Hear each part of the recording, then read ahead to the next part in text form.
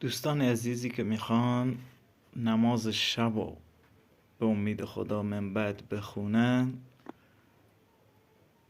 گفتم که واسه خودتون سخت نگیرید. نماز شب سخت نیست، مگه اونایی که نماز شب میخونن باید حتما علامه باشن، آیت الله باشن. نه،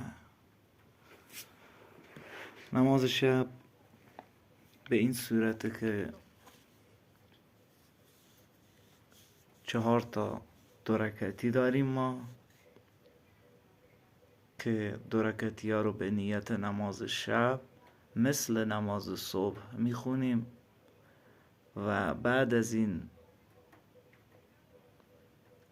4 تا 2 رکعتی که خوندیم جداگانه، هر کدومش جداگانه، یه 2 رکعتی هم به نیت نماز شب میخونیم و این 2 رکعت هم مثل نماز صبحه و هیچ فرقی نداره. و مهمترین بخشش که الان اصولاً بعضن هستن که از نماز شب فقط میان و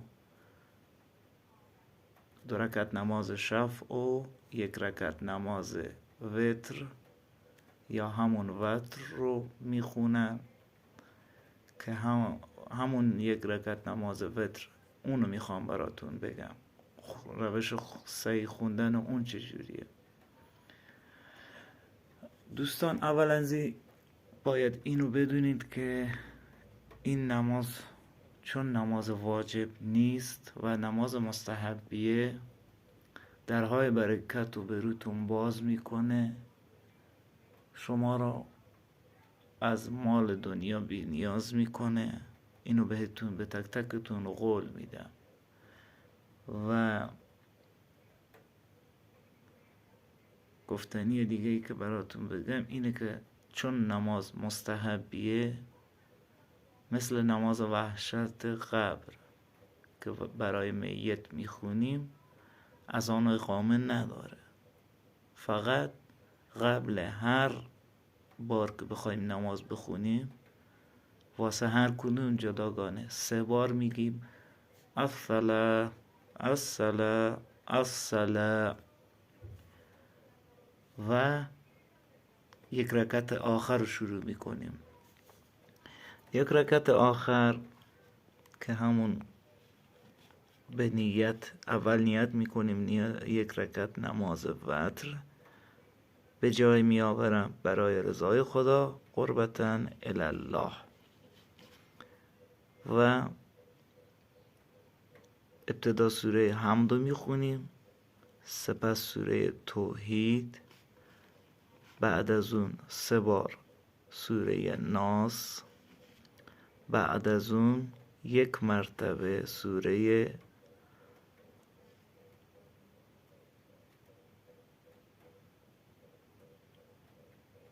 که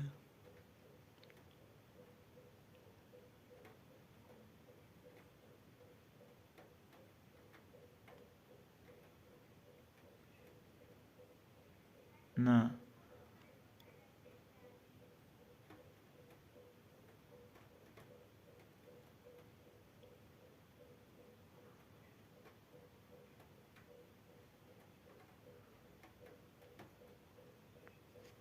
یه لحظه دوستان وایسید.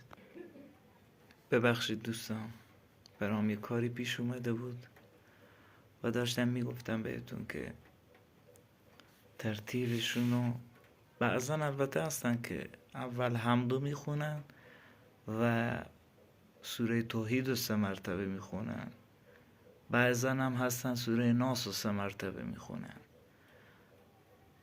حالا ما میگیم شما سوره حمد رو 1 مرتبه بخونید، سوره توحید رو 3 مرتبه، بعد سوره توحید رو که خوندین 1 مرتبه سوره ناس و 1 مرتبه هم سوره فلق. تمام که شدین دستاتون رو میبرین به بالا سمت مثل قنوت و 7 مرتبه ببینید دقیق یه 7 تا یه جای یادداشت کنید اینو یا کلیپ رو ذخیره کنید. ما یه 7 مرتبه باید به صورت قنوت بگیم هازا مقام العائز بک من النار، هازا مقام العائز بک من النار. و بعد از اون 2 مرتبه یه الله اکبر، دستا میاد پایین، 2 مرتبه یه دست بالا، داخل یه دست تسبیح. حالا من نمیگم چون تسبیح سخته، یه صلوات شما از این انگشتی ها برای خودتون بگیرید و 40 مرتبه برای 40 تا مؤمن، چه در قید حیات باشن چه در ممات باشن فرقی نداره، زنده یا مرده، فقط مسلمان باشن. شما باید 40 مرتبه بگید برای هر کدومش جداگانه. اینجوری مثال میزنم، مثلا خودم محسنم، نام پدرم قنبرعلیه، مثلا میگید اللهم اغفر محسن ابن قنبرعلی. و برای خانم ها اگر بخواید بگید میگید اللهم اغفر مثلا فاطمه بنت علی. برای خانم ها شد بنت، برای برادران شد ابن. 40 مرتبه رو که تموم کردین، بعد اون دستی هم که بالا هست به صورت قنوت باز 2 مرتبه میاریم به سمت پایین به موازات پا.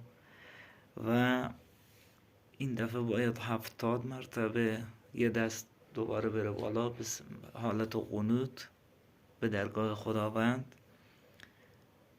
و 70 مرتبه استغفر الله ربی اتوب الیه. و این در روایات اینا اومده که بهترش اینه که اینو با خضوع و با یه روحانیت خاصی بگید،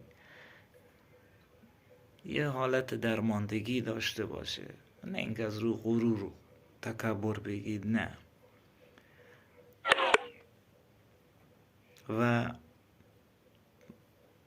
بعد از اون 70 مرتبه که تموم شد، ما داریم یه 300 مرتبه دستا رو میآورید پایین، 2 مرتبه میبرید، یکی رو بالا یکی پایین، صلوات شما رو بهش وصله به انگشتتون. 300 مرتبه الهی العفو. تو این الهی العفو میتونید گریم بکنید، داری با خدا راز و نیاز میکنی، میتونی گریم بکنی. و چیز دیگه ای که میتونم بهتون بگم، به خاطر این که بعضی ها احتمال داره سرعتی بخوان انجام بدن و بخوان زود تمام کنن، الف الف الف الف آخرش الف میشه، الف. نه، اینجوری نگید.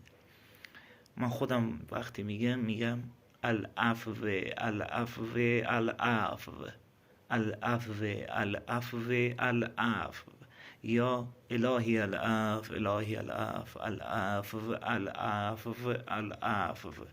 الف نگید که اصلا و ابدا قابل بخشش نیست. و قنوتتون رو انجام میدین و میرید که نماز رو تموم کنید. نماز تمام شد حالا و تنها چیزی که موند که ما انجام بدیم در آخر نماز تسبیحات حضرت زهراست که اینم یکی از هم واجبات همین نمازه. واجبات که میگم نه اینکه واجبه که ما باید انجام بدیم در روزانه، نه، داخل این نماز واجبه. بعد و اگر میخواید نمازتون کیفیتش بالاتر بره، سرچ کنید توی گوگل، بزنید 2 سجده آخر نماز شب یا 2 سجده آخر نماز وتر. حالا چجوری هست اینم بهتون میگم. زمانی که نماز 300 مرتبه لا یلف تو گفتی و قنوت و رفتی و نماز رو تمام کردی، قبل اینکه تسبیحات حضرت زهرا رو شروع کنی 2 مرتبه میری به حالت سجده و هر مرتبه 5 بار میگی سبوح قدوس رب الملائکه و الروح. 5 مرتبه. 5 مرتبه که گفتی میای بالا، 2 مرتبه باز سر به سجده میذاری، 5 مرتبه دیگه میگی سبوح قدوس رب الملائکه و الروح، میای سر رو میاری بالا و این میشه پایان نمازتون. من اینو تندم خوندم، همین سری کامل سری نمازو 18 دقیقه هم طول کشیده و از ته دلم خوندم. 45 دقیقه 1 ساعت طول کشیده که من بهتون توصیه میکنم از ته دل بخونید و زمانش هم اگر بخواید دقیق بفهمید زمانش کی هست، از تقریبا 23 و 40 خورده، حالا ما میگیریم بین 12 و قبل از نماز صبح. قبل از نماز صبح که میگم یعنی تمام شده باشه قبل نماز صبح، یعنی به نماز صبح، یعنی وقتی اذان صبح میدن تو وسط نماز نباشی، نه وسط نماز شب، نماز شب تو تموم کرده باشی. و توی روایات داریم که هرچی این زمان خوندن نماز شب به سمت، یعنی بازه زمانیش با اذان صبح کم باشه ثواب بیشتری داره. بعضی هم هستن که ساعت 12 شب 1 شب میخونن، ولی من توصیهم اینه که برید و یه جوری تخمین بزنید که قبل نماز صبح تموم بشه نمازتون و این قول رو بهتون و این بشارت رو بهتون میدم که تمام مشکلات و گره های زندگیتون حل بشه، چون از خودم حل شده. اینو بهتون بشارت میدم، قول میدم بهتون. و تا دیداری دیگر شما را به پروردگار معبود یکتا می سپارم. بدرود.